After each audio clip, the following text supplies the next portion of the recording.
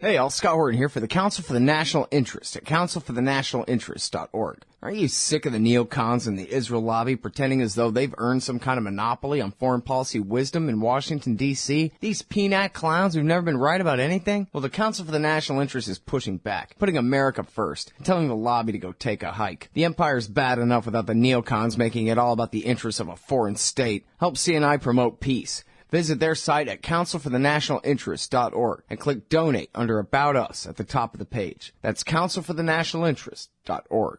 All right, y'all, welcome back to the show. I'm Scott Horton. This is the Scott Horton Show. ScottHorton.org is my website. Keep all my interview archives there. More than 2,900 of them now going back to 2003. And you can also follow me on Facebook, Twitter, and YouTube at /Scott Horton Show. Okay, first guest today is Chris Woods from the Bureau of Investigative Journalism. That's the BureauInvestigates.com. The BureauInvestigates.com. This one is exclusive. Leaked Pakistani report confirms high civilian death toll in CIA drone strikes. Welcome back to the show, Chris. How are you doing? I'm very good, Scott, and thanks for having me back on. Much appreciate it. Well, I really appreciate you joining us today and your journalism as always. And so, first of all, I guess tell us about this report. You say you have it from you have three separate copies from three separate Pakistani military sources. Is that correct? I'm not going to say who my sources were, as you'll understand, Scott, but what I can say is that this is an absolutely authentic internal Pakistan government document that reveals in quite a lot of detail who has been killed by the CIA in drone strikes between 2006 and 2009. And the numbers are really quite strong, of around 750 people listed as killed in a sequence of about 75 drone strikes. 1 in 5 of those, at least 1 in 5 of those, are identified as civilians, clearly stated to be civilians. 94 of those civilians are said to be children. This absolutely flies in the face of CIA claims that it has killed hardly any civilians in Pakistan. And of course, this is the first major document to emerge from either government in its entirety, which starts to give a really now quite comprehensive idea of who was being killed in Pakistan and who wasn't. So a very important document, I think, and we're pleased at the Bureau to have managed to get it out there. We've published the document in full, and you can find that on the Bureau's website as well. So you can go and have a look for yourself, look at this, and make your own decisions about the importance of this document. Mm-hmm. All right. So now, first of all, when you say 06 or 09, that's through 09 or through the beginning of the Obama term in power? It runs till November 2009. The document, it's my very clear understanding that this document continues to be maintained right until the present day. So this is, first of all, it's important for me to say how this document gets put together. This is not based on media reports. This is completely separate from media reporting of drone strikes.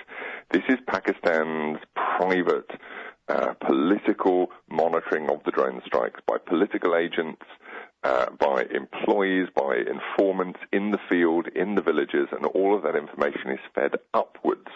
This document was never intended for publication.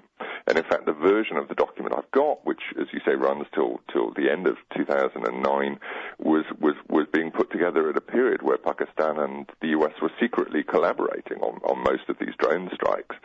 So Pakistan was secretly recording high numbers of civilian deaths at a time when it was also colluding with the U.S. on the drone strikes, and both countries at the time were saying nothing about those civilian deaths, nothing at all. Right. Okay, now, I know there's been a lot of controversy about the numbers of civilian casualties and total casualties, for that matter, in the secret war in Pakistan in the Obama years, although I guess most of that is controversy over later data, correct?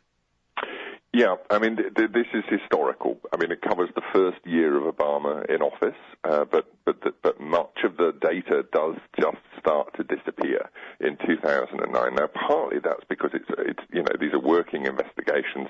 Quite often, as you'll see if you look at the document, it says for particular strikes in 2009, still awaiting results or still awaiting information. But some are much more troubling. drone strikes where we know that civilians were killed in 2009, and even where we know that the Pakistan federal tribal government had information to that effect. We're not seeing that reflected in this document, and that's very odd indeed. Literally, civilian deaths disappear once Obama comes to power from this document, and it's really not clear at the moment as to why that happened. But it's certainly an odd one. I'm sorry, you're saying it's the percentage of innocents per strike has gone up since Obama? No, I'm saying that once Obama comes to power, the Pakistan government pretty much stops recording civilian deaths, even though the Bureau and others have continued to record those civilian deaths. And in fact, on one occasion, so the first drone strikes of Obama's presidency, both drone strikes killed civilians. We know this not only from reports from the media and investigations by people like ourselves, but also from leaks within the administration. It's been widely reported that a significant number of civilians died in the first two Obama strikes. Now, we have seen, because it's been published publicly by Civic, which is now known as Center for Civilians in Armed Conflict, we've seen paperwork from the tribal authorities for one of those strikes showing that they knew at least 5 civilians had died. And yet in this data set that we've been able to obtain, those civilian deaths are gone. They're not mentioned. So they simply stopped being recorded during the period of the Obama administration for which we have the data, and that's very unusual. And I have no explanation at the moment as to why that's taken place. Well, I mean, it's kind of curious why they would have kept such careful track in the first place, unless they were worried about, if there's too many, then that could lead to political trouble at home. Obviously, I mean, to me, it's less obvious why they would want to keep the records and why they wouldn't. If it's all covert action, why, generate more and more documents for Chris Woods to get his hands on, especially when you know that you're escalating the war? I think the view of those I've spoken with in Pakistan about this, I've spoken to a number of former officials who worked in the tribal areas who've talked me through the processes of how such documents would be put together. And it's, these are often described as areas which are ungoverned, which have no rule of law. That's never been the case. There's still functioning tribal administrations there and a tribal system that dates back a very long way, back to the time when the British were occupying what is now Pakistan as part of the British Empire at that time. And this is bureaucracy. When people get killed in a village, there is a system in place that says, hey, these people got killed, and actually this is their status, and this is how they got killed. And by the way, quite a lot of them were civilians. And there was no prejudice in gathering that information because it was never meant to be published. This was meant to be just for the private understanding of the tribal administration. And I think that's why this document is so important, because the U.S. government has attacked the media, organizations like the Bureau, over many years, saying that we exaggerate and falsify claims of civilian deaths in Pakistan. Well, here we have the Pakistan government secretly monitoring civilian deaths and pretty much reaching the same conclusions as everybody else. Lots of civilians were killed, particularly in the early days of the drone strikes. And I think it's very interesting. Earlier this year, as you know, Scott, there's this UN investigation going on into drone strikes at the moment. And the Pakistan government gave the head of that UN investigation its own estimates back in March, where it said that it believed that between 400 and 600 civilians had died in the CIA bombings in Pakistan. Now, that number is pretty close to estimates of organizations not only like the Bureau, but also New America Foundation. And it's my hunch that estimate is based on their own internal work, some of which we've been able to put into the light today with the release of this document. Mm-hmm. Well, I got to say that, I'm an individualist. It's not like, I'm trying to diminish it necessarily, but I am sort of surprised that the numbers aren't much higher.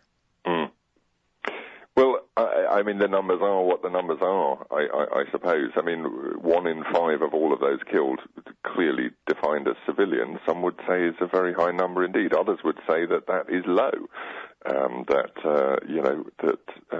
for warfare one might expect civilian casualties to be even higher. The Bureau has always said we will be led by our findings, and we continue to put out our research and our findings without fear or favor. And when that shows historically high civilian deaths, we'll say that. More recently, we've been reporting that reported civilian deaths in Pakistan have all but disappeared. That doesn't go down well with some either. But that's what we find in the field, and we're led by our findings. We're not here to spin it one way or the other. We're here to say this is what we found. And I think, let's put this in context.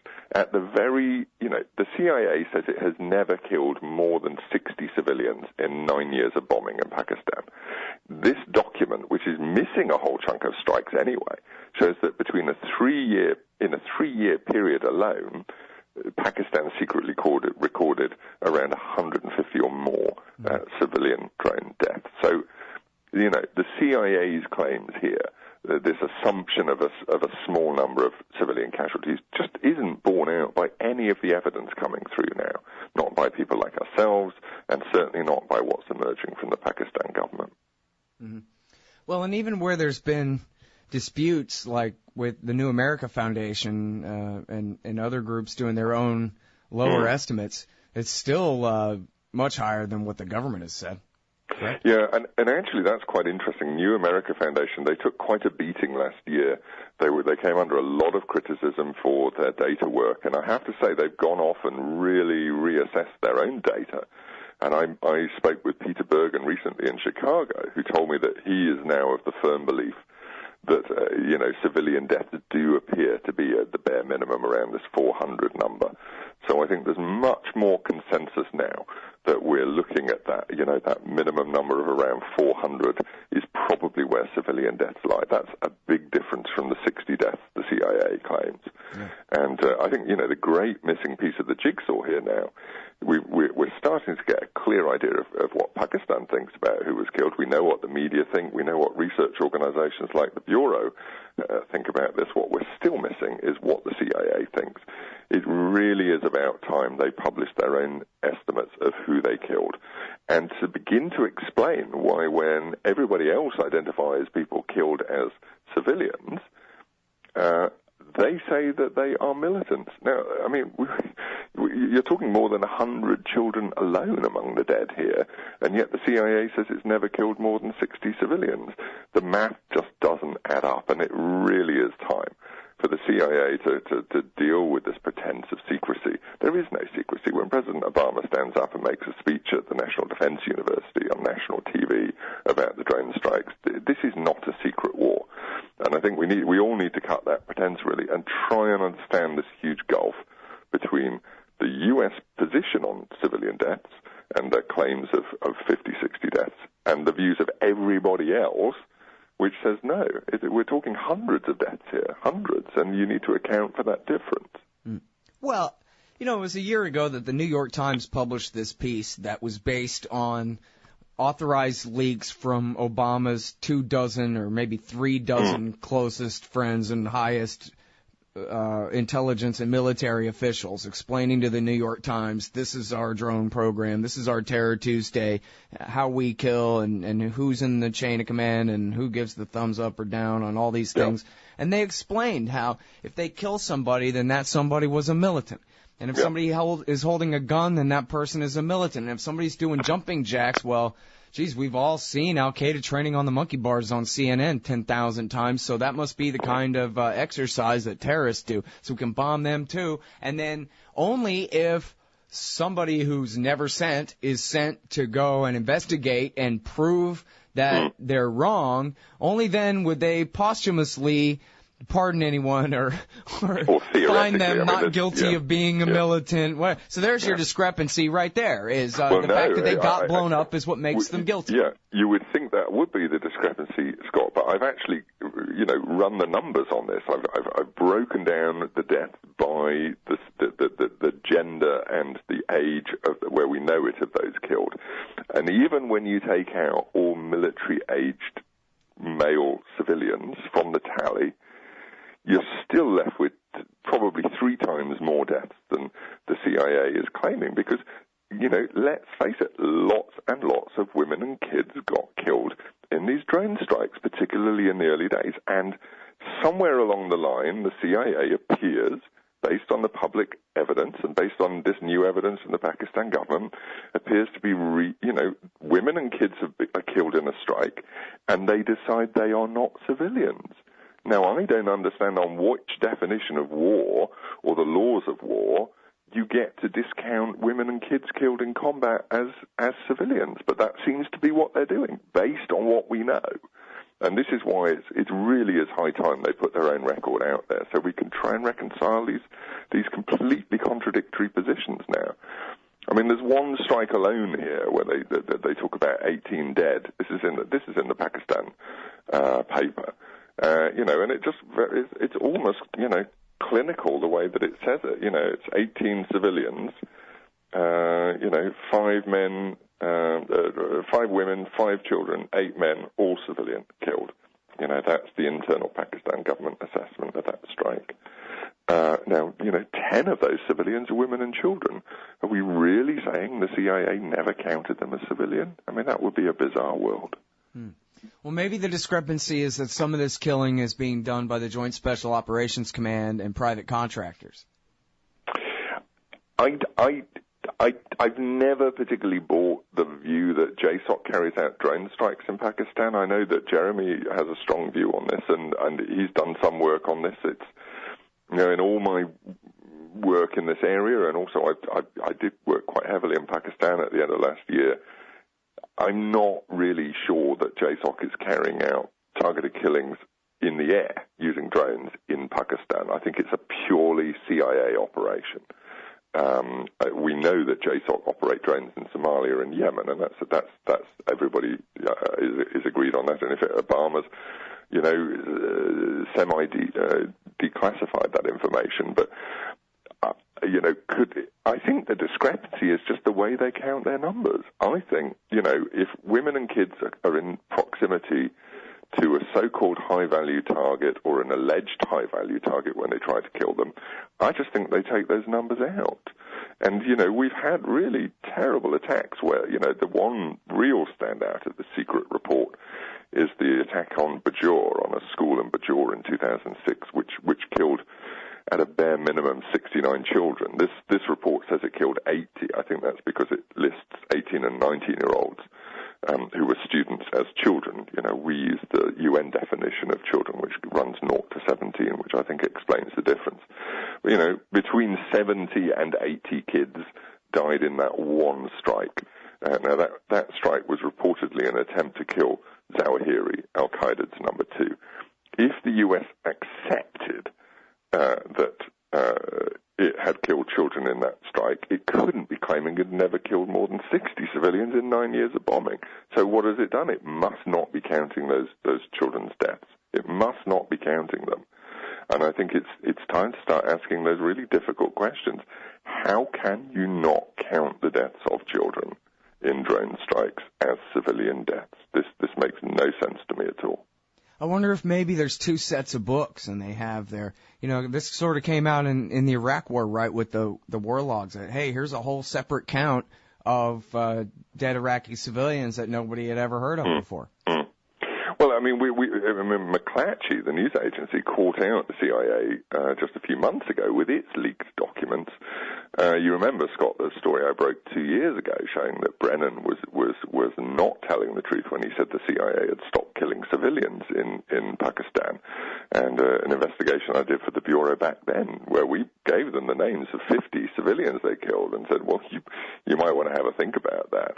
But during that period where Brennan explicitly says the CIA got no information of any civilian killed, the leaked McClatchy documents show a civilian killed in that period. Actually, it was far more than that, but even the CIA conceded it had killed 1 civilian in that time period. And yet there he goes 3 months later on camera, John Brennan, when he was then, President Obama's chief counterterrorism advisor, saying we've not killed a civilian in almost a year. Now, either the CIA has misled him on that information, they withheld from him that death, or John Brennan misled the American public about that death. It's one or other. Yeah. Well, at one point he even claimed that they had never killed any civilians at all in the entire drone war. So I'm not aware of that claim by Brennan. I mean, I know that he's claimed that really from around May 2010 they stopped killing civilians. I'll have to find the link for you. Yeah, that would be interesting. I'd love to see that, yeah. I mean, look, the bizarrest thing about this is, of course, round about autumn 2010, they do predominantly stop killing women and children. Clearly, the political pressure was growing. The tensions with Pakistan were becoming extreme, and they risked losing permission for the campaign. They lost it anyway in the end. And we start to see this steep decline in civilian drone deaths, and that's not by their reports or Pakistan's reports. These are self-identified civilian deaths from the communities out there, and those deaths have pretty much stopped. They're not coming in anymore. So bizarrely, Brennan was, in a complicated way, he was kind of making a point. They had changed the emphasis, and they had tried to stop killing civilians, but to say that they killed no civilians was just not true. Just not true. There is no perfect weapon of war. Weapons kill civilians in war, and it's a question of how many. It's a sliding scale, and the more accurate and more precise the weapon, and the better the intelligence, and so on and so on, the less civilians you're going to kill. But nobody has developed a perfect weapon, which of course the CIA seemed to be claiming for a while that it had. Yeah. Well, you're right here too. The New York Times, they only paraphrase the part where he says for more than a year, and the direct quote just has the no civilian casualties. But you're right. And I think that was probably, I'm probably thinking of reports that mischaracterize his original statement. It's still an outlandish and ridiculous one anyway. But, and of course that statement went uncontested. It wasn't just Brennan making that in June 2010.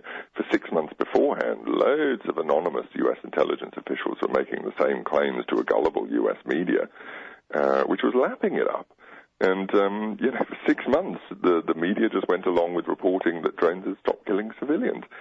Every piece of information coming in from Pakistan was saying the opposite, but, who was going to challenge them at that point? I think that has changed now. I think that the media in the U.S. has got better at engaging on this question of civilian deaths, but there's still a long way to go, I think.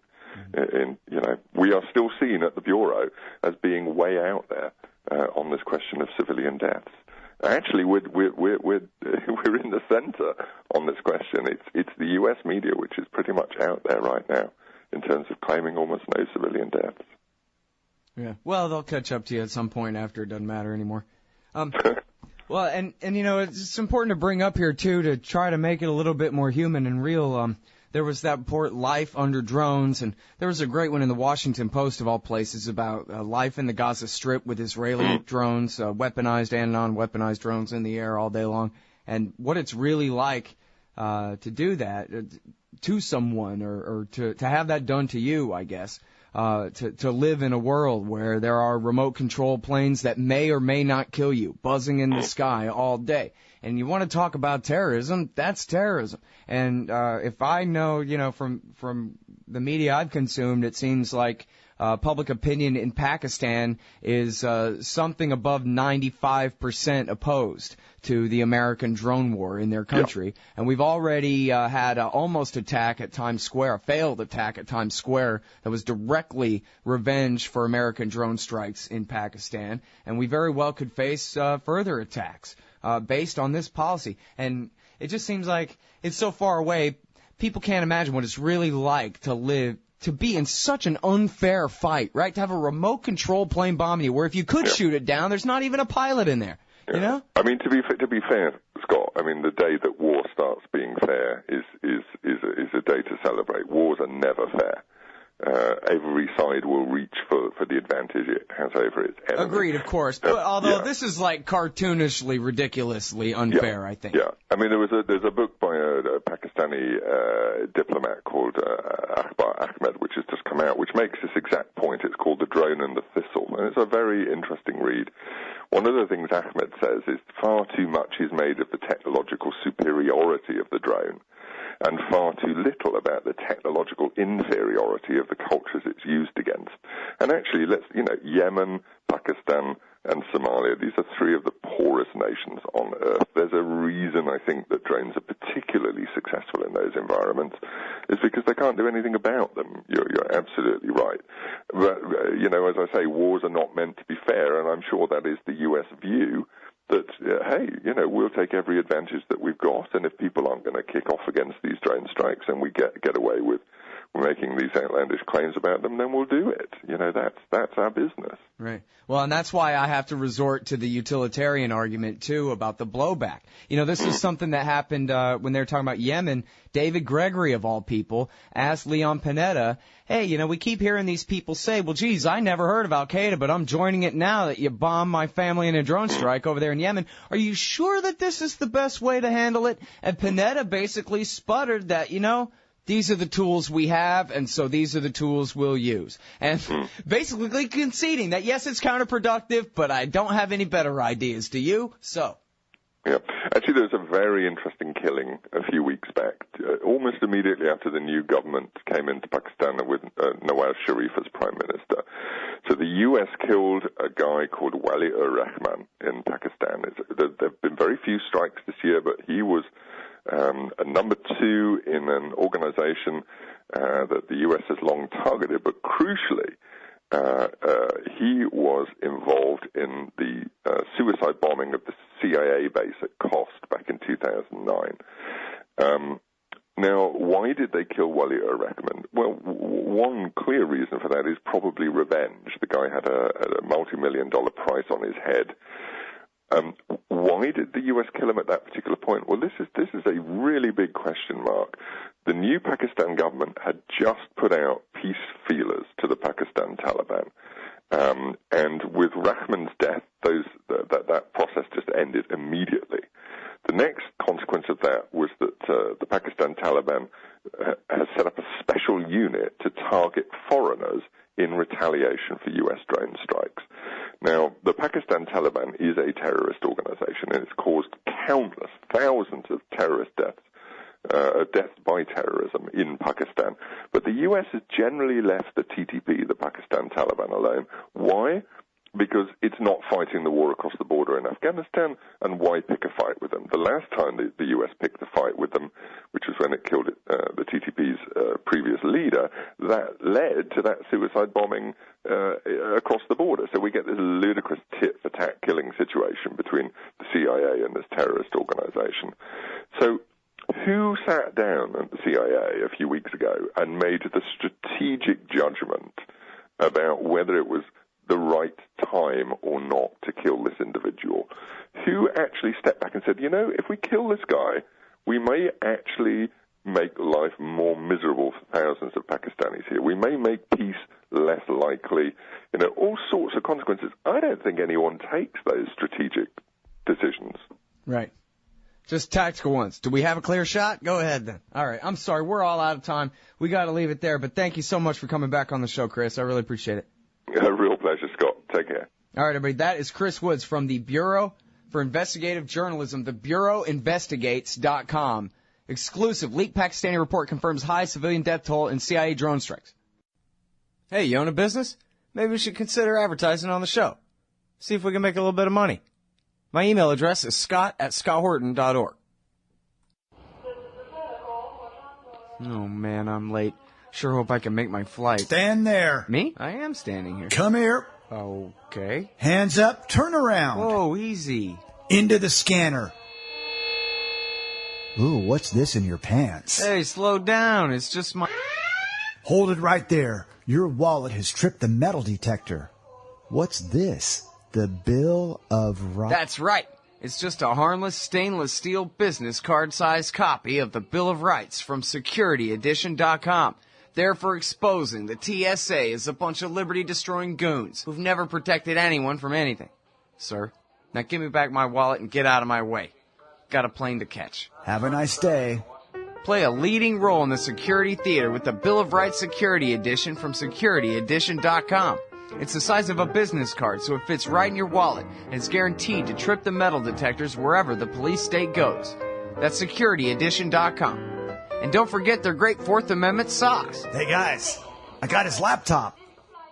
Hey, all, Scott Horton here to tell you about this great new project, Listen and Think Audio at listenandthink.com. They've got 2 new audiobooks read by the deepest voice in libertarianism, the great historian Jeff Riggenbach. Our Last Hope, Rediscovering the Lost Path to Liberty by Michael Maharrey of the 10th Amendment Center is available now. And Beyond Democracy, co-authored by Frank Karsten of the Mises Institute Netherlands and journalist Carl Beckman, will be released this month. And they're only just getting started. So check out listenandthink.com. You may be able to get your first audiobook absolutely free. That's Listen and Think Audio at listenandthink.com.